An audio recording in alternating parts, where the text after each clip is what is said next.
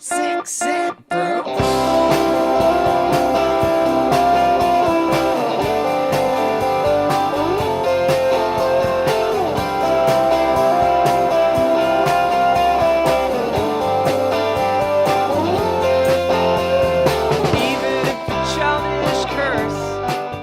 Welcome to Six Set Bro, a misguided adventure through the social fringe of the music industry. I'm your guide, Canadian's sweetest little boy, Don Mabel, and I'm here with my co-host.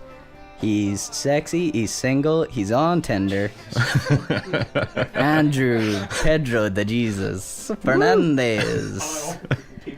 You can't see him, but my big bro is in the background, and I don't mean like we didn't keep him off camera because he's like big, like a monster person or something. He is back there. Mike, stick your head in. Let the people see what you look like. This handsome brother of mine. There he is. Subtle. Sneaking in the background. And he didn't hear you approaching before. Yeah. Yeah, no, I forgot where the camera. Yeah, we're just gonna hear footsteps whenever we play this back. We're like, dum, dum, dum, dum, dum. And yeah, this is a very special episode. It is the very first video episode of Six Set Bro to ever happen. And on top of that, we are here with a very special someone. He is just given us some time in between touring up north in Northern Ireland. He's down south, he's in Dublin, he's everywhere. And he took some time out to come here and speak with us. And it is Mr. Ethan Hanna. Welcome to the show, boy. How's it going? Not too bad, man. You? Well, not bad, man. Not bad. I'm gonna get my coffee again. I had to set it down to clap for you because I decided at the last minute we're gonna clap for Ethan whenever he's on this. So I guess that's gonna have to happen every time now. If we ever don't clap for a guest, it's because we don't like them. It's not going well. We have to clap. It's like, remember the show Gonzo with Zane Lowe? Yeah, that's what this is. This is basically Gonzo, only it's a less famous Gonzo. Yeah. Just There's potential. Equally famous Gonzo. That's what I meant to say. Got the sofa now. All we need is the green screen in the background. There you go. Exactly. Here, we're saving up for a green screen. It's If you get enough of those aliens, you just be able to pin them all over the walls. That's correct. I know. Correct. I wonder, is that in any one shot? Ethan isn't insane, but there is an inflatable alien to my right. That alien I didn't over make there. that up. Well, Actual alien from Area 51. Where is? Oh, there he is. There you go. Here, actually, You might as well have the mascot in there. Yeah. Keep him there. Yeah, I thought it might be actually a really good icebreaker if we play a little bit of yay or nay. No, we're gonna play yay or nay. Let's do it. Let's do yay or nay. Is it yay or is it nay? Nobody knows it's yay. What the fuck was that? Kanye? You can play against Andy. Right, okay. Right? Don't cheat. Oh, yeah. I've got my notes here. Don't cheat, Andrew. No, I haven't seen them. I don't think I can read your writing anymore. Probably not. Okay, what I've got here, I've got 3 quotes. Uh-huh. Okay? Stop it. He's trying to That wasn't even subtle at all. Wasn't subtle at all. Putting them over here. God, this isn't gonna go well. I've got 3 quotes. Mhm. Okay? And I want you to tell me yay or nay is basically true or false. I should explain this for people who haven't watched this podcast before. I'm assuming everyone's watched the previous episode. That's wrong. Yay or nay is a true or false quiz, all based around Kanye West and the mad things he gets I'm up going to. to be so bad at this.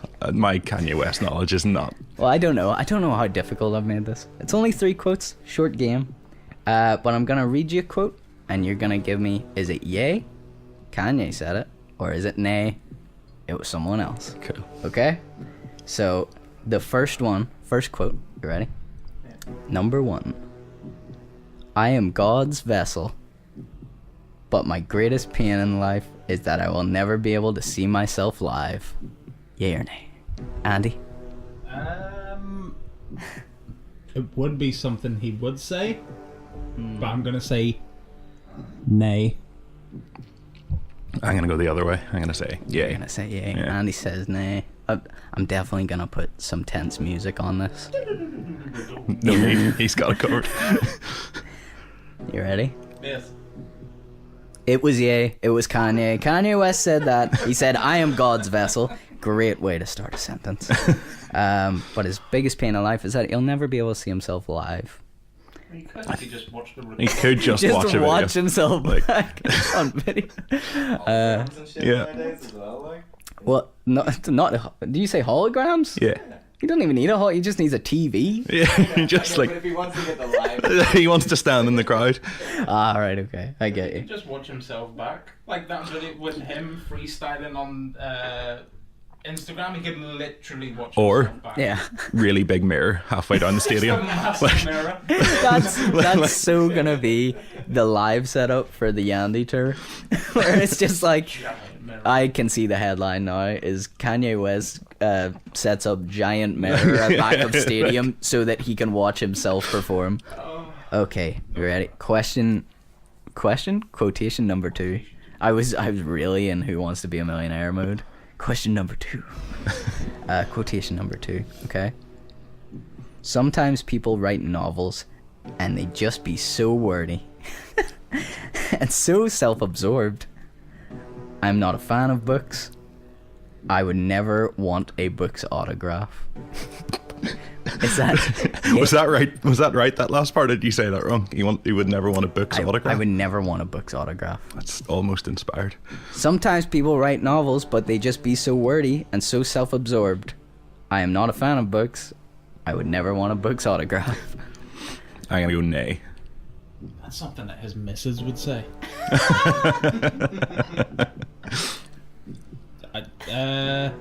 I was actually thinking yay when you started saying that, so yeah.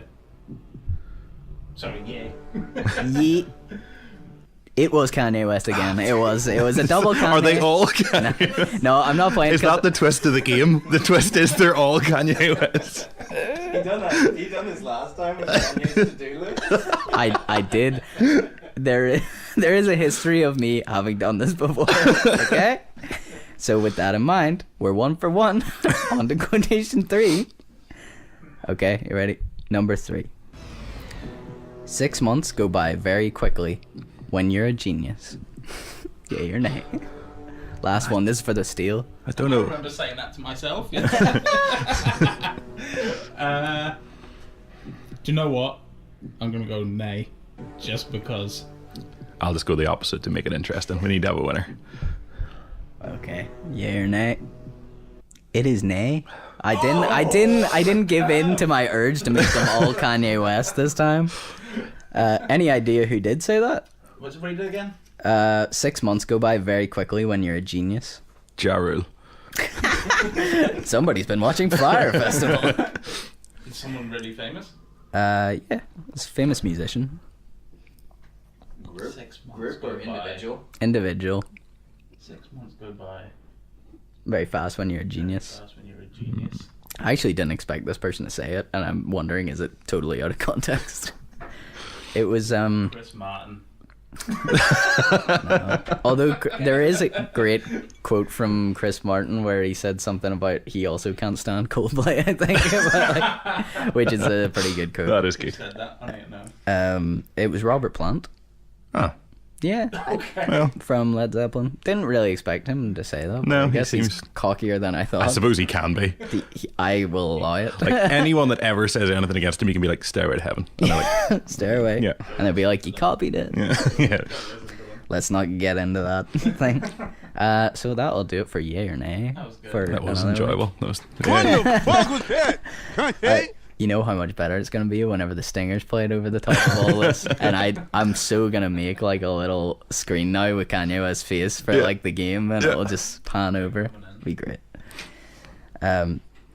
Okay, well, the first thing I want to get into, right, before we get into talking about your new album that's out, I love telling the story of how me and you met. Okay, cool.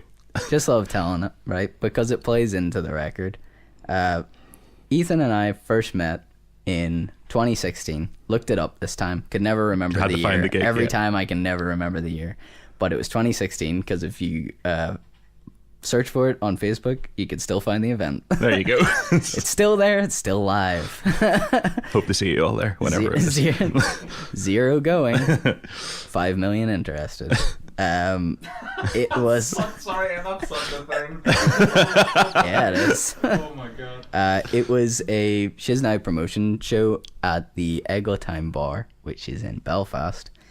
I remember it pretty vividly because it was culture night. Yeah. But we weren't like the Eglantine Bar is pretty far out from where culture night in Belfast takes place. It's mostly around Cathedral Quarter. So at the time, I was pretty inexperienced with it, and I was like, "This is gonna be great. Yeah. We're playing a show on culture Yeah, night. it's gonna be class. Let's go for it. It's gonna be packed." The place was pretty empty. That's how I recall, anyway. Did we headline that? No, there was, It was Foreign Affairs. but I think were they called something different before that? No, they're called something different now. Right, okay. It was a band called Foreign Affairs were headlining, who are now called Hello Casanova. That's the one. Yeah. Who I should give a shout out anyway, because their new single, I think, drops on the 1st of February. Cool. So I've been waiting for that. I've seen the teaser's been out, so I'm excited to hear what they got next. But anyway, they were called Foreign Affairs at the time. And Ethan was opening, hit the B button, which was me and Mike's band. We were on second, and then Foreign Affairs. And I also remember, this is a weird detail, but I remember Instagramming a photo of the show because we done a sound check. Yeah. And parts of the roof started coming off in the Eglantine. And I was like, I've never literally brought the roof down before. And I was just like, this is so cool. But also not cool and unsafe. I was kind of worried about asbestos or something. Yeah. Like, Yeah, like some asbestos might just fall into my mouth while I'm singing.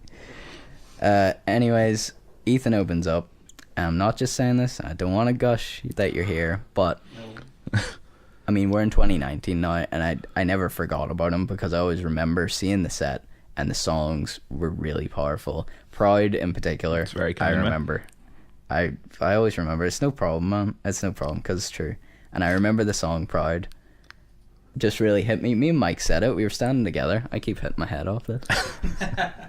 Me and Mike were standing together, and I remember us talking about it, and it was just the times you talked about your family and Yeah. things that we could really, like, we could relate to on a certain level. Let's not get into it. Like, but, like, I don't know. It just seemed to hit home a little bit. And that was great. And I remember talking to you. It was either after your set or it was after the show or whatever. And you were like, I've got this album. this is 3 years ago. I'm like, I've got this idea. It's 3 years ago. I got this idea for an album called Welcome To The Batlands. You had the name. Yeah, you had man, it was done everything, forever. It and was- you were like, it's going to be like a full band thing. Yeah. You were so adamant because you'd played solo acoustic at the show. Yeah. And you're like, I'm going to play with this full band. I've got this record, Welcome To The Batlands. And I was like, that's cool. I'll keep an eye out for Yeah. it. And then it's like years go by. Yeah, a few years went by. Didn't see it. You would just see the occasional like 4 a.m. Instagram post where I was up hating myself, being like, and then I'd like find this motivation and it'd be like, gonna release this album. Gotta release this. Gotta release it finally. And I am so happy to say that I am holding a copy of it in my hand right Probably now. doesn't show up very well on camera, but it's Fine. Well, it's that laminated. black square It's is super professional and laminated, so you're probably just getting a lot of shine. But it's finally here, finally out, and it is magnificent. Thank you, man. That's too I- kind, if anything. I love it, man. It's got a real mix of styles. There's obviously some Bruce Springsteen in there. Always. We'll get into that Yeah. influence later. I heard Phoebe Bridgers on it as well, which I kind of just introduced you to Just recently. to pause on that, you broke me for like 3 days. I'm Like, sorry. Her song Funeral, like, Yeah. broke me for Yeah. like a while. I was like, this has ruined me a little I'll bit. But level with you, man. Like I found her at a very difficult time the end of last year. Some stuff I was going through, personal things, not talk about. But I remember listening to it And I guess it got me through in a weird way, but there was one time I was driving my car and it was on, and I just pulled over the side of the road. Had to cry. Mate, I honestly nearly did the same thing. Like, Had to cry. I didn't have to relate to anything specifically in that particular song, but there's a certain sentiment she gives out in it, and I'm like, this just is making sense to me in ways I didn't expect it to. It's phenomenal. It Not the... does. Well, that's... I'm gonna have to bring like a notepad or something, so Yeah. I can take all these as somebody new to the. Yeah, man. It's, I can link you to it, but I also feel like a lot of There's a remorse. responsibility in Yeah, it, like, whenever you there's- link someone to it, you're like, they're gonna be pretty down for a while. yeah, because like I posted that song on my Instagram story, being like, "Holy shit, this is pretty wild." And Yeah. Michael, my drummer, like talked to me, like he's like, "Are you okay?" I was like, "Yeah, I'm fine." It's just like, That's what you worry about anyone if you follow their Instagram story and then they're like listening to Phoebe Bridgers and you're Yeah. like, oh man, and now I okay? think she's doing or has done a collaboration with Conor Oberst, which has just got to be the most miserable thing. Like It is. Have you listened to it? No, I haven't listened to it. It's actually great. I'm sure it's class. It's Yeah. so good. Who is from Bright Eyes, Bright Eyes, yeah. by the way, if you don't know, if you've heard Bright Eyes before. They just released it. I will. Because I like see, So that see Andy me- can get super see me, sad. Yeah. I like anything emotional, which is like the emotion that comes through this album, because I've been listening to it for the past like few days. Good to hear. Fantastic. That's good to hear. Thank you, man. It's like a morning listen for me, and I have to say the songs are powerful, enjoyable, and they're just there's. I haven't gone through the lyrics with a fine-tooth comb, but I do. just to try and get some in-depth, see what's going on there. But yeah, it is really, it's really good. Well, thank you so much. It's odd after a while of having it out that you sort of like, I've listened to it so many times to me that it's a wee bit more, it's dulled to my Yeah, senses. So I'm like, sure. whenever people listen to it, I'm like, I need to remember, like, it's actually okay. Like, it's like, it's, yeah. It's no, I get you, man. Like, I actually find that with any music that I make is like, you almost get out of your head of where you were whenever you wrote it as well. 'Cause I'm sure you have like those songs are kind of old as well. If we're Some of talking those- 3 years from whenever you told me about it. but there's one of those that we played with our old band, Astronaut Alone, which would have been like 2011 or 2012. So like, yeah, they're old. But no, I get where you're coming from. It's like it is. It's weird because I think it has the opposite effect on the listener. So whenever it came out, I mean, it's not like I didn't enjoy it. Like I loved it whenever it came out, but it's sort of like the more you get used to it, the more you start feeling it a Right, bit more. okay. Like I was listening to this the other day, and I was like, I genuinely can't wait to just like have this on in my car in summer. Right? That's what it's made for, man. It is. And I was like, why are you bringing this out in the winter? You should, like, the arguments we had, I was like, it needs to be out in the summer. Yeah. And like Dan was like, we're not hitting this for the summer. I was like, we Yeah. have to do it in the summer, and then it just got like, Yeah. he was right. It But wasn't. it's good I though. said it, sorry, you keep- No, it's fine. I think I said it on the podcast. It was like, yeah, said I heard, Clint yeah. Eastwood driving it, but Yeah.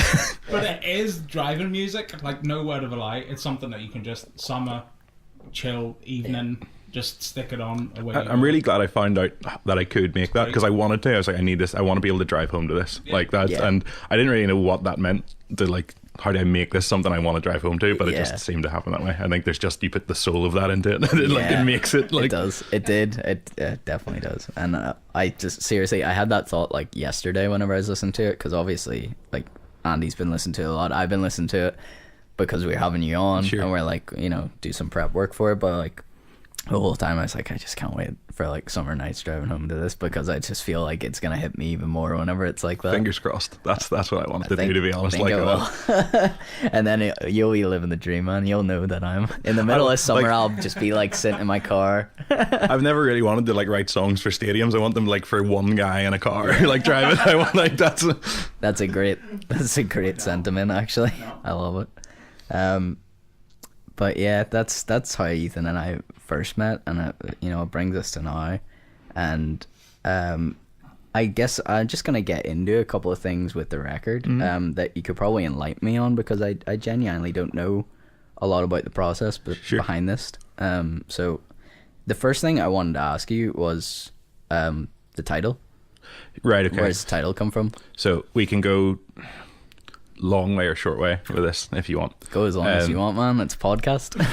I don't know. Maybe I'll not go right into it. But basically, do you ever have that thing where like like the word Batlands isn't a real thing. Like it's not a thing. Yeah. It's also not a real thing to anyone I know or anything like that.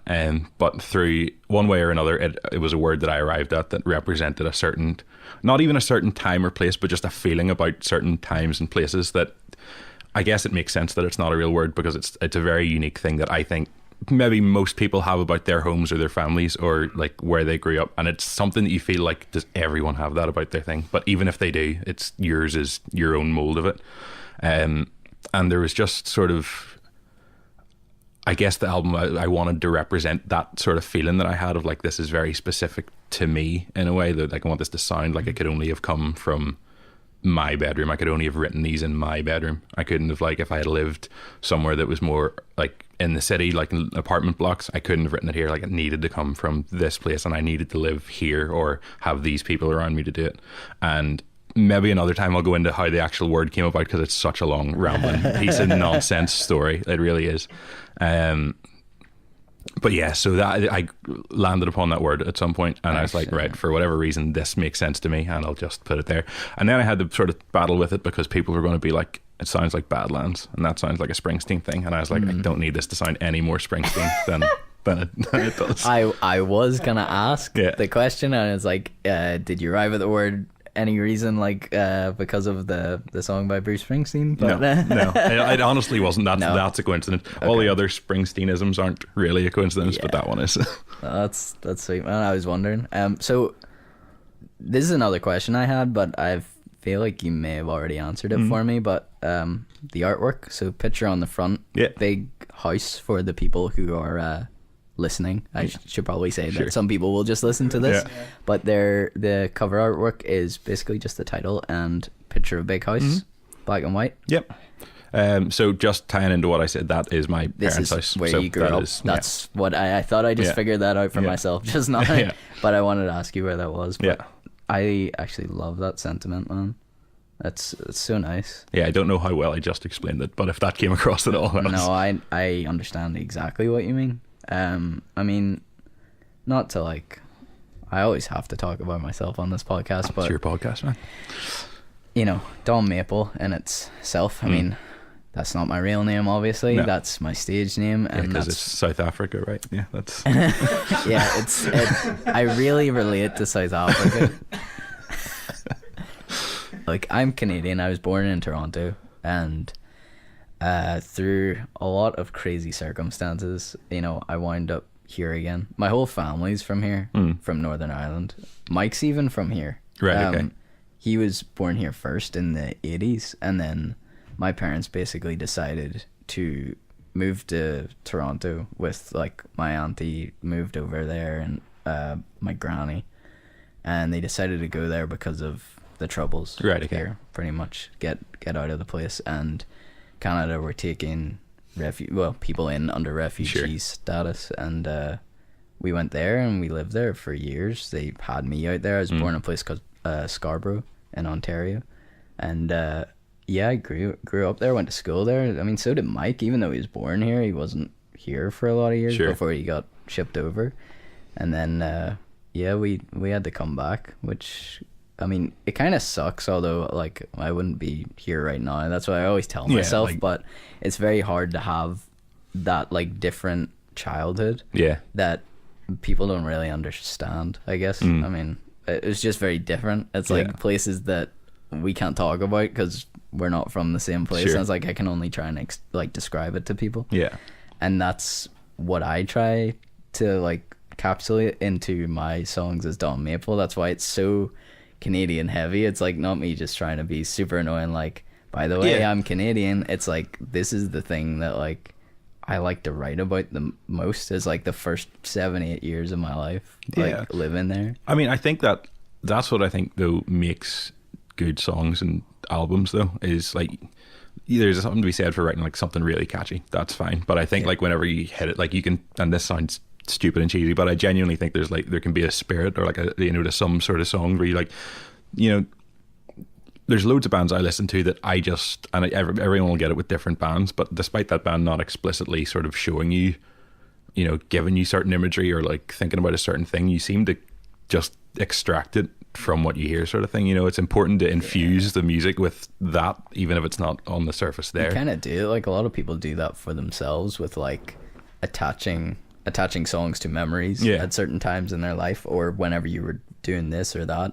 Like, that's actually a big reason why we called the band Hit the B Button. It was a thing that is so hard to explain to people. Whenever people used to ask us about the name, it was easier just to like make a joke about it instead. But it was the idea that me and Mike had whenever we were kids, and we play a lot of video games, but we used to play them with the sound off and play music instead. Sure, yeah. So then I have really odd connections for like a record that reminds me of a video game. Gotcha. And I was like, is there a word for that? There probably is somewhere. Some sort of like connection, I guess. But yeah, we were like, oh, hit the B button. It's like, it makes sense to us. Yeah, you know, it's that's all like it needs a childhood to do, thing. Like the same with the title of that album. You know, no one like they're gonna. What does that mean? Yeah, but yeah. It doesn't matter really. But the thing is, it's a good title because it also, I mean, you'll fool most people. It sounds like it is a place. Yeah, I mean, there's that. I think it's sort of almost. It's not a concept album by any means, but I think it gives it a structure of like there's a setting. It makes it kind of feel like a conceptual album. Although I know what you mean. Yeah, there's not like a thread through it, but there's. I think it's not just a collection of songs. Do you know what I mean? Like I think I was watching a music documentary once. I can't remember who it was talking about it, but they were discussing like people's different approach to music and how someone would sit and like craft this like whole thing, and then some guys would be like, the first 10 songs you write, that's your album. Do you know what I mean? It's just like. I could never be that guy. Yeah, it doesn't work for me. Could never be that guy. That's why like the Don Maple originally EP has turned into a record, because it's got to be something bigger. Yeah. But I'm even trying to do it with just like separated songs, and I'm like, I'm gonna have to bring this all together in some sort of conceptual masterpiece. In the end, that's just me though. So like a big thing that you sort of talked about, obviously, this is your childhood home. You know, family just seems to be like a super common thread throughout this, and how important they are to you. I mean, what sort of, you know, what kind of support do they give you throughout it, or what is it that made you want to write so heavily about your family? I don't really know that I had a choice. Like, I mean, I have a really big family, especially in mum's side and stuff. Like, they were just always there. Whenever I was younger, like, if it was like summer through school, like, I just wouldn't see people from school. Like, they were people I saw at school. I'd hang out with my cousins and stuff during the summer. Do you know what I mean? It didn't really seem like a choice. I was like, if I'm going to write something honest, like, it's good, they're going to seep into it, and they do seep into it heavily, just in that particular selection of songs. That said, I don't think anything, like, it's not, as much as it sort of comes across in a couple of lines, it's not directly about them. Do you know what I mean? There's not a song about this person or that person. I actually found that I wrote songs about them more when I wasn't with them. It also wasn't even about missing them or anything like that. It was more about like finding adult situations and that you hadn't been in before, and figuring out that you've got a certain way to act in those situations, and like, where are you going to figure out how to do that now that you're not at home, maybe. Do you know what I mean? You tap into sort of like, well, what would dad like be like here, or like, you know, and then that sort of all seeped in. So honestly, it's more about how whatever end result I find for me comes from them. It's not really any direct songs about them as they are or were or anything like that. Yeah, that's a beautiful sentiment. This is making me even more attached to this record. Every time you talk, I'm a little more attached. I mean, there's a lot of things I could ask you about on this. I mean, there is some Springsteen references throughout. Sure. I mean, the Late August Wonder has Thunder Road thing, reference in it. Yeah. But the song, I have to say, on my first listen, the reason I want to ask you this, because I'm trusting my gut reaction here, but the song that hit me the hardest was Now You're in New York. Yeah. First time. Yeah, now, would you say that was probably the... Yeah, I'd say it's the most recent one, at least. You know, it's the freshest song there, probably. It's also, I think, the most direct. Yeah. There's nothing complicated there at all. It's not really. I mean, it's just there's something about it compared to the others where I guess, I don't know if it came through more as the emotion in it, and that's why I think it resonated. I mean, it helps that it's basically the last track. There's a more or less, reprise afterwards, but last song on the album that you're left with, and it's so stripped back and it's so simple, but it's just like there you can't deny it. There's a bit of mystery about it. Who's it about? Sure. Who's it about, Ethan? I'm not gonna ask you that, don't worry. Yeah, I don't know that, but that just really like it's a relatable thing. Yeah. I think that's what it was. And I mean, just even what I was talking about before is just like me moving away from the place that I grew up in or whatever, and it's just, I don't know, there's this distance thing that sort of got me. That's cool. It's really cool to see different people attach themselves to different parts of it, in like different ways. Yeah. See, this is what you get as an artist, I guess, because obviously you know exactly what it's about, but like More or less. I find it in my own way, and then like it means something else Yeah. to me. But you've given me that. Yeah. You know what I mean? That's I love that, man. That's the awesome. beauty of music. I just, you know what, I want to ask you real quick. This is kind of just separate from that, but Yeah. before we move on to the next thing I want to ask you is just like, what's your favorite Bruce Springsteen song? I gotta ask you this. I gotta ask you. My favorite Bruce Springsteen song comes from my favorite Bruce Springsteen album, which is called Darkness on the Edge of Town, and the song is called Racing in the Streets, which is a really like slow piano song, but Right, it's okay. just it's a story song more than so versus just moving along in a certain dude's life, and it's been my favorite song since I was about 14 maybe. I actually only listen to that song and that record maybe like once a year because I'm scared that I'll overdo Overplay it, and I it. don't want to like ever not like it. I have albums like that, Yeah. for How sure. did you get introduced to Springsteen? I think it was just like The same way I think So, anyone gets yeah. introduced to Springsteen, which is their dad Just their is dad, yeah. all over it. Like, but yeah, my dad is super into lots of music, but he was always into Springsteen, like just loads. And that song in particular, if you want to peek behind the curtain of my mind, which is not going to be as interesting as it sounds, that song in particular, my bedroom window would be right above where my dad would park his car, and I always noticed that if he came home late at night and like car come in, you'd hear the music come out of the car, and he'd turn the engine off and he'd come inside, unless it was that song. Then he'd stop the car and he'd wait until the end of the song, and then he'd turn the car key off and go inside. So it just So I'll take it, like, when did you start like doing like playing guitar or even writing songs or even thinking about it? yeah, guitar started like I don't know, I was like 12 or something, I suppose, and then I was into guitar then. I wasn't into songwriting. It was like Slash, and you know, it was just like I want to learn how to play guitar, and I was listening to like all of your Zeppelins and your Guns N' Roses and like all the guitar driven stuff, and then I sort of plateaued at how good I could get at guitar. I was like, I think this is it for this, so I better start adding some words around this. And that was probably the time, I don't know, I was just picking up on more words and like was sort of listening to things like Leonard Cohen, which are inherently boring. Like, you know what I mean? Like if it's far away, you're like, what is that like fuzz that's playing? But when I started like that, I was like, okay, there's something to this. Like, and I noticed that would hit me a wee bit more than the music would directly. So Yeah, man. I mean, I totally agree with that. Yeah. Like that's very similar to like what happened to me. Although I felt like I was like straight into writing songs straight away. But then I did exactly what you did, where I'm like, I'm gonna start riffing on everything, and I'm like, well, this is as good as I yeah, get. that's it. I mean, I can't play any better than this. I've been playing guitar. Like tabs. I've been playing guitar since I was like 12, but I like have been playing it at the same level since I was about 15. Like I just like was like swinging across. Get that.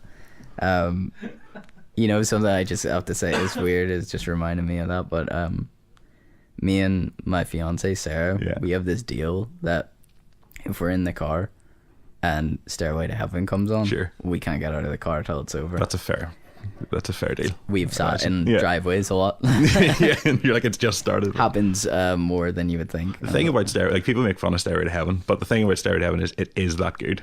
Like, yeah, it is. It is every incredible. time. Like it's every time it's that good. Yeah. Okay, I want to move on to the next thing, which is forming your live band. Okay, cool. Quite new. Yes. To you, because obviously you played in a band before. You mentioned earlier. Yeah. And then you were sort of solo for a while there. Ages, yeah. Yeah. Sure. For a while. I was making it sound better, I guess. And now you're finally together with a live band to deliver these songs the way they're meant to be delivered. And pretty well. Yeah. I would say really well. I was at your the album launch Yeah. show, which was in Belfast in the Pavilion. Yeah. And that was the first time I seen you with a It was the first time anyone had seen since, Yep. you know, any of those were written since, yeah. Because I actually seen you do, you basically done like a small warm-up show before that at Oh, sorry, yeah, the Zool at one. the yeah. Zool warehouse. Yeah. Which, by the way, we met that Target. So, You're welcome. yeah, we met it. We're well over it now. We're like, they put a GoFundMe target of £1,000 grand. to try and save their headquarters, their warehouse, and I think it's on like 1,100 Yeah, and smashed it. something now. As you'd expect. Smashed And it. I mean, the plan was to do a fundraiser tonight, the night that we're recording this. Unfortunately, I can't go because of that.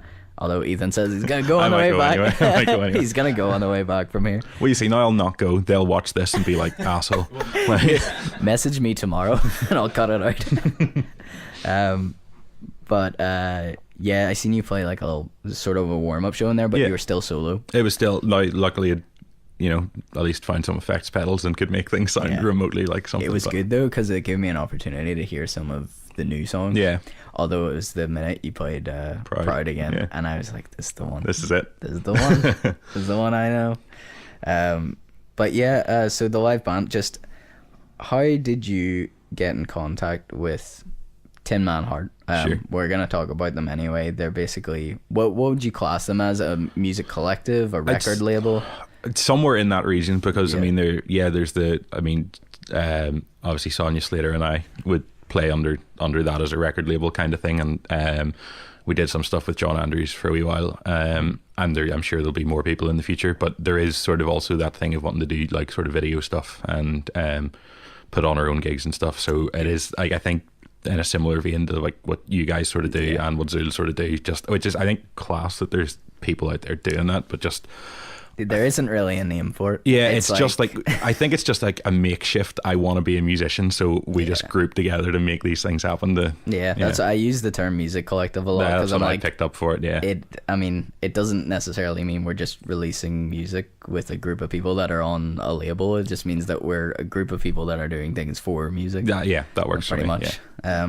But yeah, that's Tin Man Heart. So when did you get in touch with them, or how did it come about? Because So- basically they have supplied you a live band. Well, more or less, yeah. I mean, I met Dan, who started it just a little bit before he started it at a show on the barge, you know, out by the Yes. waterfront. Yep. I think I was supporting, was it the Mad Dalton's EP launch or something like that, Okay. I think, and played my crap acoustic set as I had to do back then, and Is every musician just like yeah, shout. it comes with the territory. I think it's. Not all of us, just me and Ethan. But I played that and I came off stage and I was just doing my thing, being like, how long should I stay before it's rude to leave? And and Dan and Sonja came up, and Dan was like, you sound like Brian Fallon from the Gaslight Anthem, and I was like, well, we're best friends. And pretty much that, and that was just sort of a conversation, and then I saw them again at another gig, and then eventually Dan was like, look, I want to start a thing, like I want to start something where we can put on gigs and record stuff and just try and make something work. And he'd be like, do you want to be part of that, and do you want to record an album? God knows that, I mean, what he was getting himself in for by asking me if I was like, yeah, I've got one already written, and he was like, sweet, this will take no time at all. Then 2 years later it happened. As for the band, so Dan plays lead guitar, Michael, who now plays drums, Dan knew through Sonja somehow. I'm not entirely sure where he came from, but glad to have him on board. And Stevie I've known since I was at uni, so he's played bass with me before and was always going to play bass in if any occasion where I could find. Yeah, for sure. Yeah, and that was pretty much how that was made. We had 4 practices before the launch gig for the album that had taken 3 years to make. I thought that was enough time. Ballsy move. And it seemed to go all right. It seemed to be It fine. went extremely well. It seemed to be good. And yeah, really that's pretty much how that's been done. Oh man. So is this now you with a band from this point on? Yeah, Or I are think- you going to be using the band. For I think so. We'll try and book as many things as we can as the full band. I think that the one good thing that's come of me having to do the acoustic stuff for so long is that if there's a need for it, or if there is a good gig that would be worth having that's an acoustic gig, all those songs are prepared for that because they were written that way. Yeah, Back and forth with bands and which is yourself. really handy to have. Yeah, it's it's funny you say that because last night I had my first rehearsal with The full band, the yeah. Dawn Maple Yeah. live band.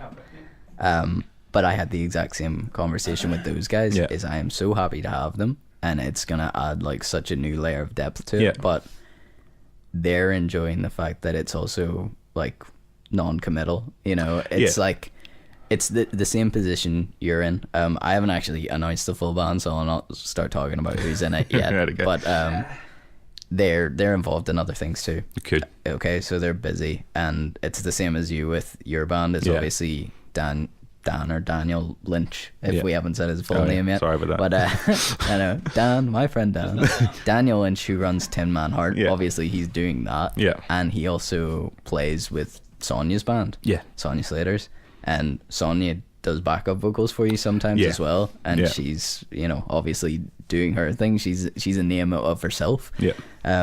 So it's, I know where you're coming from, is there's going to be shows and you don't want to be, you know, I can't do this because Yeah. these people are too busy, or they already have another show booked, because if Sonja has a show the same day as you or Yeah. whatever.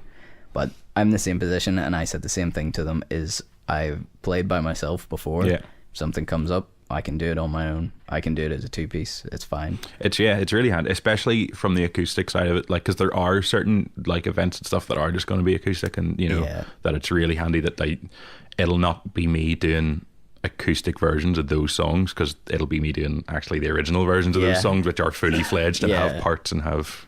I mean, those songs work perfectly. I mean, I'm kind of in a different position where my songs don't really work that way, but I actually had written them to be like played with like a digital backing beat. Yeah. Because that's the way I've been gigging Dawn Maple, and I always wanted inside to have a band behind it and add a different vibe to it, but it just wasn't an option. So I was like, I'll write for this, and that's how I've been gigging it. And it's like, if I have to go back to it, I can go back to it. It's easy enough. It's just me and a laptop.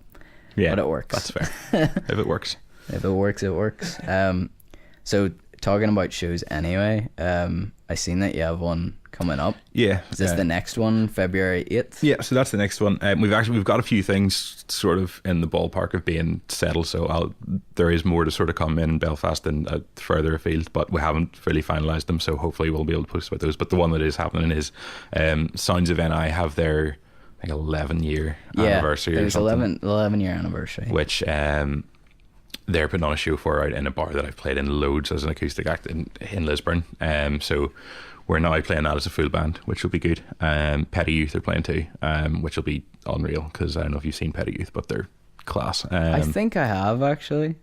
I'm almost sure I have. Have we seen it? Night in Belfast. Yeah, they play Culture Night. Yeah, I think I did see them, actually. They're unreal. So they're playing, and then the other band is called Wild Heat, who I haven't heard of before. I'm not too sure. Haven't about heard of what. them either. And then M.McCrum, who I think he played in the Couth.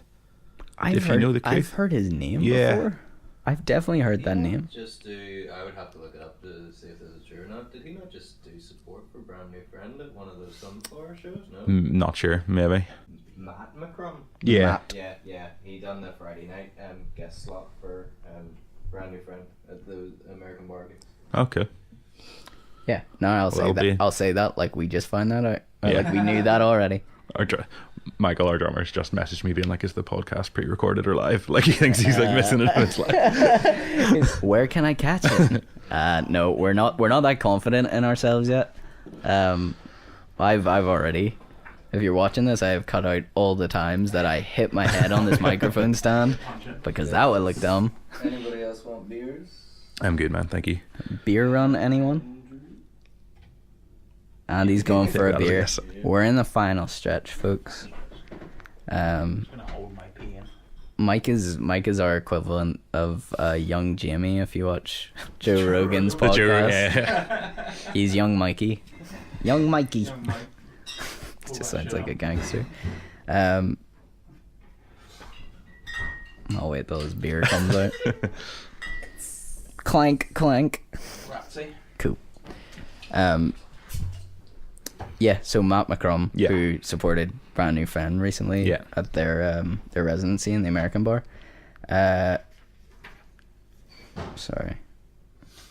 He was the first, so he's opening up. Yeah, he's opening just on an acoustic act. And where is it at? So Hague's Bar in Lisburn, which is a tiny wee place, but it's been doing gigs ever since I've ever started doing gigs. Like, so. I don't think that's a place I've ever been to, actually. No, because whenever I think those SONI shows were the only ones they ever really do there, and I think it's only ever once a month. Right. And now I think it's even less than that. They maybe only come back for these like sort of anniversary things. So yeah, right. Okay, for sure. Well, we're gonna ask you a couple of questions that were sent in to us. Okay, here, cool. If that's all right. Always. So I think Mike will keep me right if I forget them, but I think I got them in my memory. I think I can remember this. First thing to point out is that they're all from Instagram tag 50 scintillating. Oh yeah, Tiffany. So yeah. You got a fan there, Yeah. Ethan? Somebody's obsessed with you. What is the first one? What's the first song you ever wrote? No. There's a bit more of an in-joke one first, I think. Would love to know who makes the best good luck charms of all. We would love to know who makes the best good luck charms of all. Yeah, so Tiffany very kindly at our last gig of 2018 brought me a good luck charm, which was a lovely little bauble that she had knitted, which now is in my gig bag and comes to all the gigs. Oh, very that's sweet. nice. It's like a little mascot. It is. That's good. And she also asked, what's the first song you ever written? Do you know? Yeah, the first song I ever wrote was called, what was that called? It was not very good, and I realised later that the not only just the notes, but the picking pattern was always by Blink-182. But it was that, and it was called Enjoy the Moon, I think. Enjoy the Moon? Yeah. I can't say anything. I think my first song I ever had written was called Bright Eyes. That's not very inventive, Well, is it? It's not as cringy as Enjoy the Moon. Enjoy the Well, have you ever actually said that to someone? Yeah, like here, Enjoy the Moon. Yeah. Enjoy the moon. Oh, you should say that at the end of your gig. Enjoy the Moon. And enjoy the moon, everyone. And then everyone will be like, what? But you're already gone. Yeah. You're Flash already of smoke. Like. Yeah, I will tell you, I don't know if you can remember this for years, but I will tell you the opening lines of my first song. Most embarrassing thing I could display on this podcast. Okay, Right? go This is for it. the start of Bright Eyes. Okay, it goes, no, sorry, that's wrong. Come to the rescue in the nick of time, but what if my watch is a minute behind? That's not that awful. I mean, it's not great, but it's not that awful. I don't really know what it means. Just thought it was good. Thought it was cool. I think there's something there. There's maybe a little something. Sorry, you mentioned Blink-182, and whenever I was thinking about the sort of the influences that were on this album, are they at all an influence? I know this sounds weird that like some people hate Blink-182, but they used to be my favorite band growing up, and there's definitely different eras where if you compare someone to it, it sounds like you're calling them like a pop punk band, but that's not what I mean. I mean the Untitled album. Right, okay. Because I noticed sort of from the get-go on Bikes and Cars, I think it was Bikes and Cars and Shadow City, there's a chord progression that really, it sounds like what Tom was obsessed with at the time of the Untitled album. Right, okay. Is he sort of had this chord progression he loved doing where he was like, he would play, Mike, do you have a guitar back there? Pass me a guitar. Until he does that, sorry. Go. What's is there anything behind Bikes and Cars, like the song itself? Yeah, I mean that was sort of. I always worry if that was maybe not a great opener because it's quite long as an opener, but it sort of had the most sort of family stuff in it. I was like, if there's going to be a theme here, we might as well throw it at the front. My dad used to race motorbikes, and like in fact, all my most of the males of my family, uncles and stuff, would always all into motorbikes and race and stuff, so that's where that line specifically comes from. Throughout the verses, there's not really a massively common thread of a story. They're just kind of mismatched, but yeah, that's generally the take it away, Sam. Sorry, Here we go. this is what I'm talking about. But Any excuse to pick up a guitar. Shocking. yeah. You weren't lying. You literally got the +44 on your. Oh yeah. Well, this isn't mine. Oh, this is this Mike's? This is Okay. Mike's, like, but yeah, we got the +44 sticker. We got And the the octave, octopus. Yeah. Macropus octopus. Yeah. No, Tom was obsessed with this thing on the Untitled album, where we'd always do a chord progression that was like this chord and then like. Oh, like half a a step. Yeah. And then back on itself. Yeah. Yeah.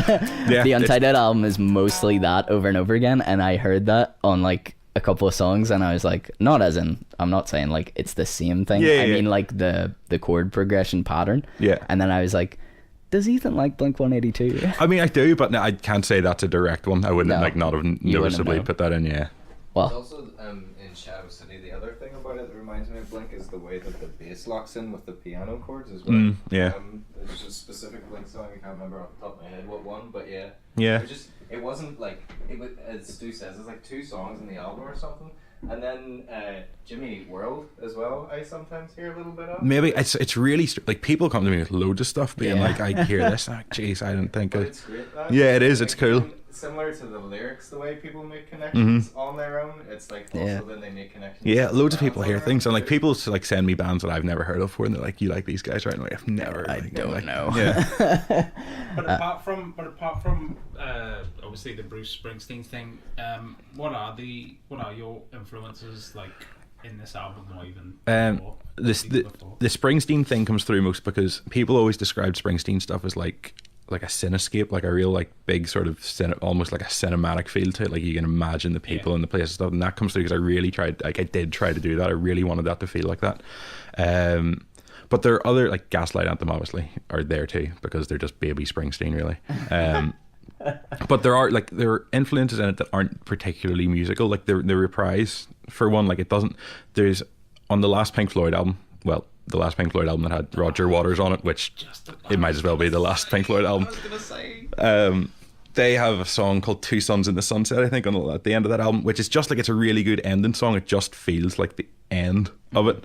And that was my inspiration to have that reprise there, but it doesn't, like, it's not musically influenced by it. I just wanted to capture whatever that song made me feel and make another song make me feel it, kind of thing. So like there's like a Pink Floyd influence there that you just won't hear because it doesn't have like reverb bends that go on forever. Brand new as well, because just always. And speaking of depressing. yeah, speaking of depressing, brand new, probably like a little bit of the National, with like the piano and Shadow City and stuff like that. But I don't know, it's like just little drips and drabs of loads of stuff, really. I'm so happy you said about the Pink Floyd thing at the end because that's exactly what I'm so glad that landed. I'm so glad that landed. That's cool. I mean, like, there's this thing. I will always find a way to slip in a Beatles thing. But there's a thing that really kills me about the end of the Beatles career, because of the way you said, like, just knowing the last song, like, it sounds like the end. Yeah. Okay. The Beatles, they released Abbey Road before Let It Be. Okay. But technically speaking, the recording process was back to front. Let It Be was done way earlier than Abbey Road. Yeah. Okay. Abbey Road is the perfect ending to the Beatles. The second half of the record is a whole musical suite that all ties together. Every song flows into each other. It's incredible. It's like some of their best work. Okay. The last song is called The End. Okay, yeah. What a great full stop on the Beatles' career that only lasted like less than 10 years. Best band in the world, right? The End, done. On the last song, not only does Ringo do a drum solo, but each member of the Beatles do a guitar solo. Love it. They all like take turns doing like a bar each, and then it's like Paul even does one. It's like the only song he's on guitar on. Yeah. Well, other than like Yesterday and stuff. Okay, yeah. Don't quote me on that. But he's riffing on one, and then it's like George riffs, and then John riffs, and it goes round and round, and then it just ends and with like one of the most memorable Beatles lines that says, "And in the end, the love you make is equal to the love you take," or something like that. Something like that. I feel like, oh, this is bad. I'm a super big Beatles fan, but I'm under pressure. I'm on a podcast, people. Okay, I can't remember right now, Right. but it's basically that. Great way to go out. Yeah, and then No, Let It Be got released Then they released afterwards. that, just because of the way they recorded it. You know, it was meant to be like the irony of it is that Paul wanted it to be about them getting back to their roots of like their old rock and roll vibe at the start of the Beatles. So that's why the record has Get Back on it, which is like the lead single. Yeah. Most ironic thing you could do, because they split up like immediately afterwards, but the whole vibe was meant to be like, we're getting back into things, people. We're getting back into the vibe. That's the last song on Let It Be is Get Back. Nightmare. Yeah. Fucked it. Yeah, they really ruined that one. So the end is the last song on the penultimate album. Thanks a lot, Phil Spector. Fuck's sake. So I think we're gonna jump over to the shout out segment.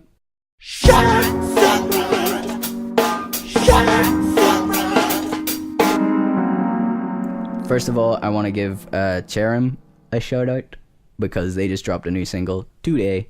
It's called Super Queens. I know you guys will hear this next week, so it won't be today. Yeah. It will be a week ago. I haven't listened to it yet, but I saw them posting about it. I'll have to. It's really cool. I will be on it because it just dropped today before I came here. I listened to it once. Yeah. But it sounds like they got like a real weird time signature going in the verses. Pretty cool. And it's super catchy as well. I think they recorded it at Small Town America, but it sounds polished, sounds pristine, very good. But yeah, you should check it out. And I think whenever we're gonna update our Distant Sound Waves playlist for the podcast, we were gonna do it this week, but I just realized that almost like every band in Belfast must be releasing a single at the start of February. Yeah, it looks like it. So we're gonna wait on that because we want to put all those songs onto it. Sure. Because the CHERYM single is not on streaming services or anywhere yet. It's just on Bandcamp for now. So, you know, you should probably go over and buy it because that's what they want you to do first, is actually pay the band, you know, instead of streaming it for free, pretty much. Also, Pascal Will Not Survive This, a band led by Danny McClelland. I always feel like I'm choking whenever I say your last name, Danny. They recorded a live session performance at High Voltage Sound and Lighting, which is the same place Mosmo Strange recorded one recently, so I think that's on the way too. Yeah. But that's pretty exciting. There's a lot coming out of the Zool camp at the minute. I listen to that song Hey Bud all the time. It is so good. It is so catchy. Well, spoiler alert, it is on the February playlist for Distant Sound Waves already. That was immediately on there. Yeah. But it's so catchy. It's really so catchy. It is really catchy. Like, I actually knew the words before it came out because Danny from Pascal, he recorded like an acoustic thing of just him singing that song in his house. Yeah. And then I listened to it quite a few times because I thought it was really good. And then he's released the official version. I was like, I already know this. Yeah. I know it's literally broken into that realm of songs where like you're just walking around the house and suddenly you're like, oh, there's noise. Like yeah, that's it. And then we're gonna give a shout out. There's a weird one, but well, I just mean it's a weird one, as in it's not local music. I don't mean it's that weird. But Nick Cave, the musician, has a blog. If you've never checked it out before, you should go and look at it. But they just had this one recently that we thought was really interesting and kind of funny. It's a weird question, but he talks about why AI will never write a great song, and it's kind of just all about how, you know, people can program AI to do anything. So the question's basically posed of, can AI start writing like pop hits? And like, I don't know, you picture it as if like a computer's gonna write it and it's gonna be like, dance baby dance, or something. I don't mean that. I mean like it will take everything into account of what makes a song hit and then produce the most successful banger of all time. Can't wait. Like, does K-pop not have that at the minute? They can just make catchy songs all the time. They've just got generated. Just K-pop. Well, he talks about it, and it's interesting. I sort of like, I walked in the middle of this conversation. I was actually testing for this podcast, so I wasn't listening and came in on it. And I think me and Nick Cave must have came to the same conclusion there.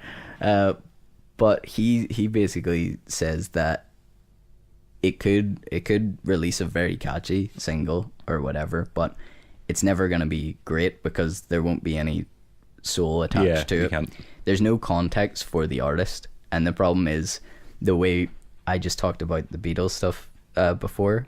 There's a story behind almost everything they do. There's a reason why they're like, the Beatles are basically my favorite band. Not an original choice, but the mythology sells me. It's like, it's such a great story. Everything that happened within a small 10-year period, it's just like, there's so many rumors, so many things that aren't even true, and then there is the true story, and it's just, I love talking about it.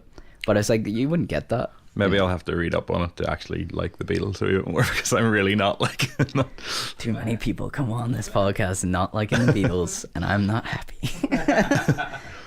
I understand. Some people just don't get it. I think one thing that wrecks the Beatles for a lot of people is the fact that basically their tagline is the best band in the world, but it's probably part of it. That wasn't them. You know what I mean? It's well, it could have been like John Lennon's all for that. Well, yeah, he said a lot of shit. He said a lot of things, but yeah, I mean, that was kind of given to them. There was so much drama and so many stories. That's the reason they are one of the most remembered bands of all time. Oh, I'm getting messages on my laptop. I don't know if you guys heard that, but I heard that loud in my ears. Ooh, that was deafening. Okay, so that's probably about all we have time for. So we're gonna start a new tradition here, right? Where all the guests we get on, we're gonna get them to sign the alien. If none of you have seen this guy before, you probably haven't been to a Surf Green show, who is a band from here, and they're so good, and they like to buy loads of these blow up aliens and throw them into the crowd. So I have kept one, and I'm gonna get Ethan to sign it, and everybody who comes on afterwards can sign it. I got a Sharpie right here. Where am I? And I get like the blank canvas to go. Yeah, you get the blank canvas. Like, right, you get the. So you need to do, chest is a good one. Here we go. Definitely not the eyes. The eyes are black. No one will see it. You're really bad if I like burst this. Like, lean into it. The very we first. come back a month later and it's like very first use. nothing. There it is. I love it. I should also probably. You know what? I'm gonna name him right now. Okay. And from now on, he will be called Springsteen. Springsteen the alien. Because Ethan was our first guest. Superb, love it. So Springsteen has been signed. Yeah, and then we're just gonna go out here, and I think it should be a tradition also for the guest to try and play us out on the automaton. Have you heard of an automaton? Yes, but I've never like attempted to. That's fine. That's what I want. I don't want you to be a master of the automaton. Okay. I want you to play us out on it. Okay. So like, what do I do with it? Well, you can pick your settings. Basically, you got a little volume knob back here. You just turn that up there. We'll get that on full, and then if you slide this little slider, you can pick whether you want low, mid, or high. So whatever your choice. And then what? And then you just yeah, there you go. You got it. Oh, you can. He's got it already. You can move the. You can press the mouth to. Yeah, it doesn't really do anything, but it makes it look like it's talking to you.